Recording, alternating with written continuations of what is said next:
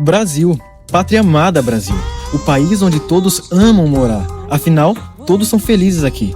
O país da prosperidade, da riqueza e do desenvolvimento. O país que deu certo. Favela? Pobreza?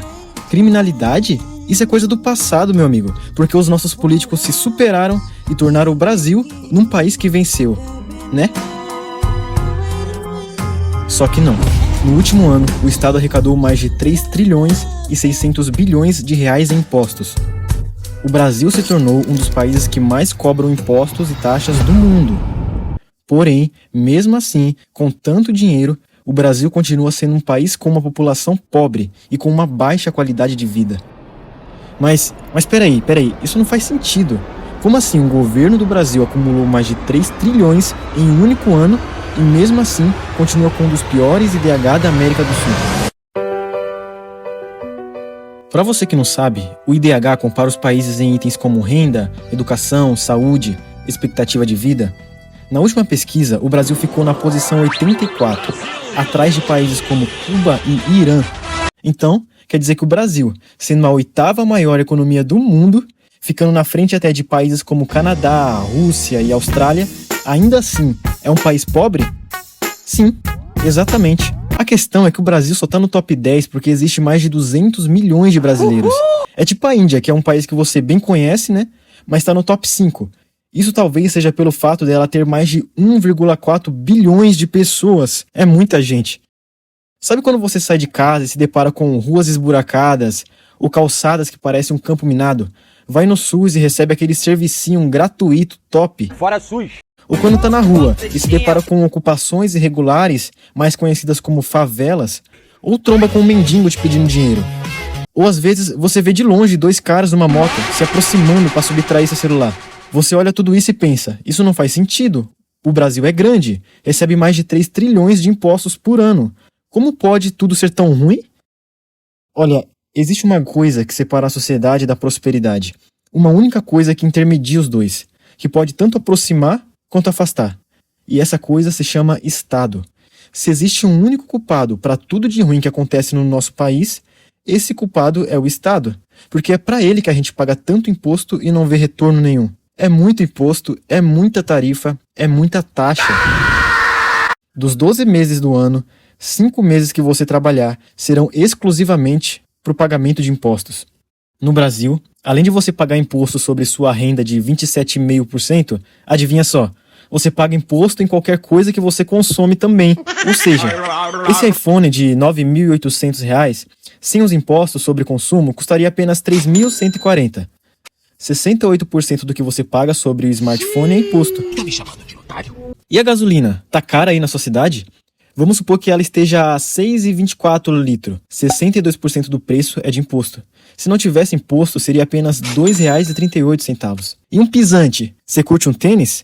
Então, esse aqui tá custando R$ 900. R$ 522 foi só de imposto. E tem mais. Vamos supor que o seu sonho seja comprar uma Porsche. Uau! Se ela estiver custando 400 mil, só de imposto você estaria pagando R$ 286 mil. Uma alíquota de 71,6%. Se não fosse o imposto, esse carro seria apenas 114 mil. Eu só te digo uma coisa. Olha em sua volta. Tudo que você vê foi tributado. E você pagou mais caro por isso. O mais engraçado é que são alíquotas altas. Geralmente no preço final fica acima de 60%. É tudo imposto sobre imposto. Nessa reportagem mostra, por exemplo, que a camiseta que você compra foi tributada várias vezes. Foi tributada na fazenda de algodão, na fábrica que transforma o algodão em fio, na outra fábrica que produz a camiseta e na loja que vende o produto. E todos esses impostos são repassados. Adivinha quem paga? Você. Eu? O consumidor final. Tudo que o Estado puder tributar, ele vai tributar. Porque tudo que o Estado não lucra, ele criminaliza. Somando todos os impostos, diretos e indiretos, você paga mais de 60% de tributação para o governo. O carro que você comprou à vista não é seu. O imóvel que você quitou o financiamento também não é seu. Experimenta não pagar IPVA e IPTU para você ver de quem realmente pertence as coisas. Parece até uma espécie de aluguel. O Estado cobra o máximo de imposto que ele acha que a população pode suportar sem se revoltar muito. No Brasil, se paga 4% sobre o valor do carro no IPVA, enquanto nos Estados Unidos se paga uma taxa de $85. Ou seja, Se você tivesse essa Porsche no Brasil, você pagaria R$ 94 mil ao ano de imposto. E nos Estados Unidos, pagaria apenas $85. Faz sentido cobrar tanto imposto? E tem mais. Não é só o imposto que é ruim no Brasil, não. O poder de compra também é péssimo. Esse carro custa 28 mil nos Estados Unidos. O mesmo carro custa no Brasil 274 mil. E não adianta ficar convertendo. O salário mínimo nos Estados Unidos é de $1.160. Para efeito de comparação, se não fosse gasto nada do salário, em 2 anos um americano compraria esse carro. Enquanto no Brasil, isso levaria mais de 16 anos. Esse é o carro que você compra no Brasil com 9 salários mínimos. E esse é o carro que você compra nos Estados Unidos com 11 salários mínimos. E olha que loucura, além do péssimo poder de compra no Brasil, você ainda paga imposto de renda. E além de você ter que pagar mais de 27% ao Estado, você é obrigado a dar satisfação da onde o dinheiro veio. E se por acaso o Estado achar que é mentira, você é penalizado. Ou seja, depois de pagar seu imposto de renda, além de mais pobre, você fica sem privacidade. Você sabia que o imposto de renda foi criado como uma medida temporária? O Bruno Perini explica nesse vídeo aqui que o imposto de renda foi inventado para guerras napoleônicas, lá na Inglaterra.